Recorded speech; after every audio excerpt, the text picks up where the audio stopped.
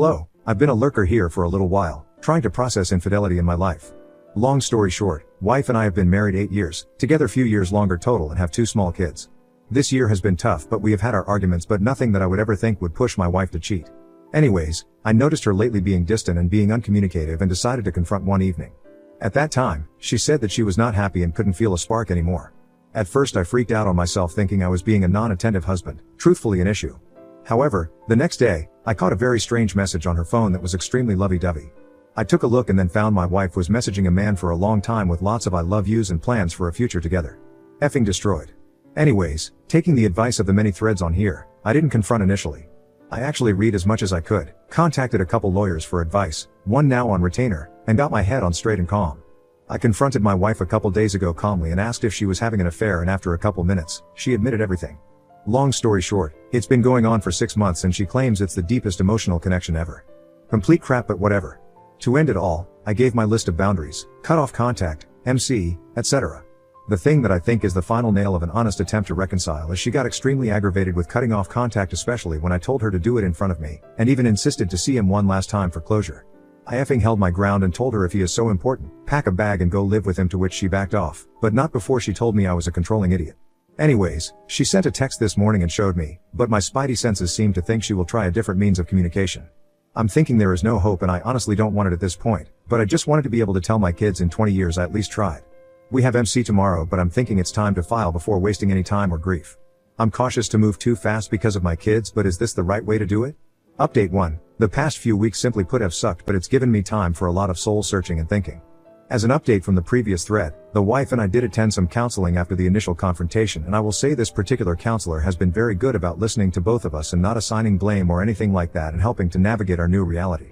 She has also helped to uncover some structural issues in our relationship, and while that doesn't at all excuse my wife's behavior, it's helpful at least knowing for a future relationship and not repeating the same mistakes. As also mentioned in the thread, my wife's initial reaction to my boundary to cut off contact with the AP appeared to go unheeded, and I did catch some small messages between them before she completely went dark with her chat log/phone. After seeing that, I decided to file, and she was served a few days ago, and in parallel I decided to have a heart-to-heart with my father-in-law, as we are super close, and I needed to prioritize this support for our kids versus our relationship, as I could see my wife wanted to sweep this under a rug. Needless to say, my wife was initially extremely upset, her fantasy was blown up, but our therapist did talk it through with her from my point of view on why this needed to happen, and I think she is starting to realize the consequence of her actions, and start to see there are real things that are going to be lost. From here on out, I'm just trying to process the new life ahead and the huge change in my identity from a husband/father to something else, same with her. I will say, since I filed, my wife was immediately shocked when I dropped that on her, and she has been very emotional these past few days. I honestly think she thought I would never be able to walk away. I have kept her at arm's length, but I have seen a distinct change in her, and on a positive note, we have talked more, kept our conversations civil and focused on our shared priorities, children mostly. I've made it very clear to her that she left a huge wound on me, and that she has to do the heavy lifting to help repair and give me space and time if I can ever begin to forgive. I'll say it again and again, her actions are the most selfish, self-centered, horrible thing you could do to a person, but I have not lost sight that we still need to raise our children, and that is my focus point as I navigate how I will move to the next phase of my personal happiness. I wanted to thank everyone for the previous comments and insight. I am honestly proud that I found the strength to not wallow in self-pity, anger or sadness, and was able to make the right moves to retain my dignity and look forward to a bright future. I honestly don't know all the next moves, and my feelings are constantly in flux, but I am starting to feel some inner peace. Thank you all again. Update 2. Hi everyone, I recently posted about my experience, and I want to express my sincere gratitude for the replies and DMs. They have been immensely helpful in getting me through this, and I'm happy to say that I'm feeling much better lately. Currently, I am in the post-serving phase and working closely with my counsel. I'm curious if any fellow betrayed spouses here have taken advantage of the affair fog to negotiate better divorce terms, and if so, how did you accomplish it?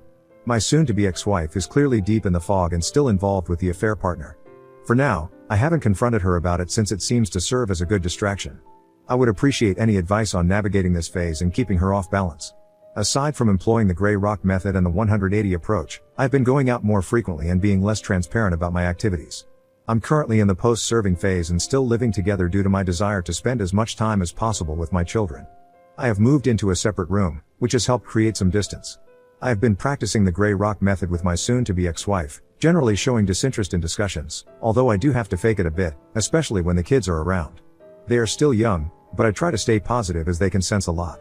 Additionally, I'm making myself less available in the evenings by going out with friends, working out, and engaging in other activities. Do any of you have further advice on how to handle this situation effectively? It's a delicate balance, as I want to bond with my kids as much as possible. I've made an effort to endure family dinners and such. Are there any other do's and don'ts you can recommend? The purpose of this post is not for an update. The process is ongoing, and I will provide an appropriate update when the time is right, which will likely be a while from now. My only request is for those who have gone through a similar process to please share any valuable advice, lessons learned, things you wish you had done differently, or any other insights. The advice given in previous posts has been incredibly helpful, and the support I've received from those who reached out in other ways has been amazing. I'm simply reaching out to see if there's more that can assist me during this time. Update 3, I have 2 little ones less than 5 years old. So far they do not know what is happening in the STBX, and I are acting amicable and doing activities with them, mostly separate but once in a while together, and trying to keep them on their normal routine. How did people break the news to them? Was there any short-term or longer-term issues that popped up because of divorce? What worked to keep them emotionally healthy? Despite my anger and frustration at the selfishness of my STBX, we have both acted in a way to not impact them, and so far she has not abandoned or treated them badly by any means, but I do spend more time playing with them, and I do see her spending more time on her phone than interacting with them. We also agreed no bad-mouthing or negative talk in front of them. So far I will say it's going good. The only wild card is when we are separated and AP decides to enter the picture officially, but I will just deal with that when it comes. Any and all advice is great. Those two are my world, and Dad is eating crap sandwiches for them while trying to move on. Anyways, going through the D process and likely to conclude in the next few months. The STBX is still likely seeing the AP, but very discreetly. Prior to initiating the D, their messages were very much revolving about starting a new life together with this particular jackwagon throwing down marriage proposals, maybe joking, maybe not at my STBX. Anyways, despite the delusion my STBX is operating in, I could see her moving AP in once we are officially inked and separated. The thought fills me with disgust, as we do have 2 small children, but there are some things I won't be able to control. For those that have gone through this, how did anyone handle having to meet or even look at the AP? I honestly have next to nothing. I want to say to this person ever, with the exception of telling them to keep away from kids, likely I will never waste a single molecule of oxygen on him. I know this is not my circus, not my monkeys, and likely this relationship will implode, but still it causes mind movies thinking of the future. Update 4, hi everyone, as of today, there is some closure coming my way in my saga that started over the summer, and have been posting getting advice from everyone here. I just want to start off and thank this community for the incredible support and advice, especially to those folks who privately messaged and offered words of wisdom along the way. This is a crappy process to go through, especially when close family is far away. It sucks to be alone with your thoughts, but there is some wisdom and introspection to gain during this. Anyways, the past few months have been frosty but relatively drama-free as the STBX and I separated our lives in the house but still did things for our children. The discovery and mediation process proceeded pretty quickly. We agreed on 50-50 for our kids along with schedules and holidays, and since it's a no-fault state, asset division was by the book with some give and take. I won't go into details too much at this time, maybe another post in the future. But I will be finding a place soon for a fresh start. The final conclusion is on the horizon, but for the most part, the D is complete. As for my advice from this whole fiasco, I learned a bunch of things. 1. Don't bother with a pick-me dance. I tried for a week before wising up to her cheating. My STBX is still in the fog, but it's her decision. She needs to live with it. 2. Do lawyer up with an experienced family law attorney who is reasonable. I can't say enough of the person who took care of me. Understanding that this is what I want versus reality was important in converging to the end. I don't have any crazy ridiculous fees, as I did a lot of the prep and avoided hours and hours of back and forth, and this was able to be settled rather quickly. 3. Do lean on friends and family for support as much as possible. 4. Working out/exercise is key to keeping your mental health. I hit the weights a month after D-Day and am starting to reap the benefits, and that confidence has been helpful to get across the finish line. 5. Get into IC and talk with someone. This has helped me tremendously. 6. I realize this from all the posts I read, but the cheaters' decisions are all on them. I heard it all from my STBX. I was a roommate. I love you/not in love. Our marriage went so wrong. I worked too much. Truth be told, now that I know the timeline, our marriage went wrong after she invited someone in her life that was feeding her lines to stroke her ego and give her extra attention, and she had to put up walls and make me the bad guy to justify this in her mind. Sure, she may have been stressed from kids/day-to-day life and a long-term marriage, but not communicating to her husband and confiding in a 2-time divorcee/cheater with no moral compass is all on her, and a recipe for disaster. The exciting final chapter of AP is yet to be written, but poor choices carry consequences. That is all I will say on the matter. Again, thank you to everyone. I still have a lot of work ahead, but also many adventures in this new chapter of my life. I hope I can return the favor to anyone who needs it. Please reach out if anyone needs a helping hand. I am here. Update 5. I'm on the glide path to settle and move on from my situation that started over the summer. Now that things related to the D are off my plate, I thought about my next steps in life. Obviously, kid time is important, but this whole experience has taught me it's time to really think about myself. In the past couple months, I took the standard advice to eat better, read and work out. I have started a regular routine and have been feeling good and even detected a hint of something in the STBX. Are you working out? Don't worry, not taking her back. Anyways, I wanted to ask if any of you guys decided to do something extra like boxing / Krav Maga or other type of activity to really ramp up the recovery. I hate to say it, but one of the side effects of this whole issue is making me mentally feel like I was deficient somewhere. I feel like getting and dishing out the punches is the next fire I need to walk through to help me grow. Any advice, and how did it help you mentally move forward? It was informed to me recently my cheating STBX had also cheated on her previous fiancé with a married man. This was a couple years before we met. The AP met his fate in an unfortunate fatal car crash. I never knew this until now. Just goes to show the empty hole in a cheater never gets filled. As those of you know who followed my story, I've felt tremendous guilt about my role in my marriage, but this revelation hits home. Nothing I would have done would have changed my fate. Question: to those who are in the same situation, did you find out your ex had a cheating past? Update 6. I'm almost to the 6-month mark past divorce and nearly to the year past D-Day.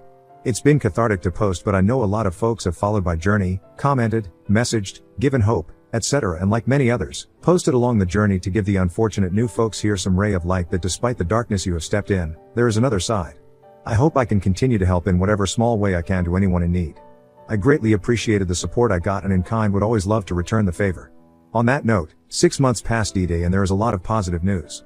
My house is furnished and a home, my kids are comfortable in the routine and love coming over and have made some neighborhood friends. I am beyond thankful that the little ones managed this process so well and they just understand there is dad time and mom time and no complaints or tears. Outside of them being here, I have immersed myself into a crap ton of home improvements. The house I moved into was occupied by an older, divorced gentleman and some stuff got left to the wayside, but I look at it as an opportunity to make it my own.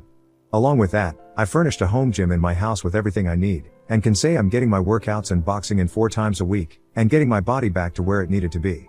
Through this whole ordeal, I also went through a major career change internally to where I work and somehow managed to not mess anything up, but instead have gotten kudos. I've kept my situation private, a raise and plenty of exposure to get my career trajectory moving up. Yes, I still struggle daily with mental health and focus, but I manage it with therapy and workouts and things are getting better. I think less of my ex each day and each small step is a relief. As for her, well, she is still in La La Land, but I can only say we co-parent decently well. I grey rock the heck out of her, let's be friends. But keep it strictly to kids and it's been cordial. I'm sure anyone who has followed my story has wondered about the saga of OMB. All I can say is the world's greatest love story hasn't gone live, but my kids made me aware recently he has been around in a small capacity. I have to laugh a little as it's now 6 months past D-Day and they are still sneaking around, all great hallmarks of a long-lasting, trusting relationship guaranteed to stand the test of time. I've come to terms that whatever is going to happen will happen, and at this point, I am lucky to be away from a person that is willing to lie to their most trusted partner's face and not feel an ounce of remorse, and I have a solid chance at building an even better life than before. Good riddance and good luck. Anyways, that is all, and yet another big thanks to all those that follow and comment / message / send rays of hope. I will keep updating and supporting as always. Update 7. I'm 6 months past divorce judgment and life is going pretty good. The ex-wife decided her life was so terrible that she just had to cheat with the greatest emotional connection of her life, and I pieced out of that as quickly as possible. I got my new house, big backyard, 50-50 with my kids, working out like a fiend, and in general things are proceeding well despite having to see the ex-wife as part of kids' activities. One thing I noticed being a divorced guy. You seem to get the side eye, as I call it, or where people view you suspiciously. Whether it be new neighbors, most are cool, a couple are a little cold, people at my kids' school or whatever, it's just an odd feeling you get from people when they know you are divorced. I have no doubt my ex-wife has poisoned the well a little bit at my kids' elementary school, but still I feel like there is some stigma even with new people. As for me, I'll never say I was a perfect husband, but I worked hard for my family, was always there for my kids, and am an active dad with them, and definitely my wife's infidelity 100% killed our marriage, never even looked at another woman despite traveling and even feeling somewhat alone in my marriage. Yet I feel like she comes out smelling like a rose. I did make sure to get the story out to friends and family, but the wider net would not know. Anyways, before I blather, has anyone else got this, and how did you best deal with it? I'm simply dealing with all this by being kick crap at dad life, being friendly and humorous with everyone and not being angry and hating life. Just curious how other situations worked out. I made a small update a few weeks back, not so much to report, but I wanted to ask if anyone has had the same experience. I'm coming up to 1 year past D-Day. I noticed in the past couple weeks like someone removed a battery or two. Life is going well, career is great, house is great, kids, etc., but I'm oddly just exhausted lately. I haven't taken a proper vacation in a long time, and I'm just feeling like I'm running on E. I am just wondering if anyone else had some odd experiences around this time and what else you may have done to remedy it, besides the obvious. I know I have made some progress all around, but the scars will take a long time to heal. FYI, I have started to dip my toes into the dating world, and I'll just say I may have to start posting those adventures soon too. Now on to the next story. Story 2. Found out my fiance's secret social account and affair, so I exposed her lies. I, 26M, met my ex, 25F, in college, but we didn't date right away. We ended up running into each other after graduation and hooking up. She and I had been running in the same circles, but we weren't close by any means in college. After running into her, I did admit that I had a bit of a crush on her at some point, and she told me that she felt the same way. Things were good with us for a while. We had been together for 3 years when I popped the question and asked her to be my wife. She was beyond excited and told me that she wanted nothing more than to be my wife. We hadn't been living together at the time. She was on a lease with a roommate and she didn't want to abandon her. After our engagement, she slowly started moving things over so she could officially live with me when her lease was up. She spent most of her nights at my apartment anyway, so it made sense. Every now and then she would crash at her apartment if she was super exhausted from work or if she had to get up extra early. She told me she did that just so she wouldn't disturb me when she got up and did her whole makeup routine to get ready. As much as I wished she was at my apartment, I didn't really mind that much since she was only a few blocks away. What I didn't know at the time was that she was using her old room as a place to film for her OnlyFans. I didn't even know she had an OnlyFans. She didn't have the best job when I met her. She was making about $16 an hour and she was being worked to the bone. She would constantly be complaining about terrible coworkers, the things she had to do, and how exhausted she was at the end of every day. It took me a little while to notice, but she stopped complaining about all of that. Not only was she not telling me about her work day, she suddenly had all of this money to throw into our wedding. She wanted designer dresses, the nicest venue, premium organic food, you name it.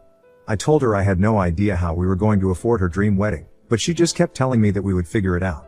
I found out about her account by complete coincidence. Realistically, there was probably some algorithm that brought me to this. My girlfriend looked like my dream girl, so most of the pictures I would look at online were of women who looked very similar. I was scrolling through some Twitter comments and I saw one of those ads for an OnlyFans account nested within them. It wasn't from her account, it was from some bot account that just listed a bunch of different models to get views. I had to do a double take when I scrolled past it to make sure it really was her. I was 100% certain that the woman in the video I saw was my fiancée. Now, there's no shame in having these accounts and making money from them. Honestly, if they can hustle doing that, then good for them. But I wished I would have known that my girlfriend had one herself. I'm a pretty traditional guy and I don't love the idea of other men online seeing my girlfriend completely naked doing God only knows what. Of course, I had to click on the account to see what was happening. I paid $14 for a month's subscription so I could see for myself what she was posting. For the most part, it was all stuff she was doing by herself. I recognized right away that it was in her old apartment, so it finally made sense why she was so hesitant to leave.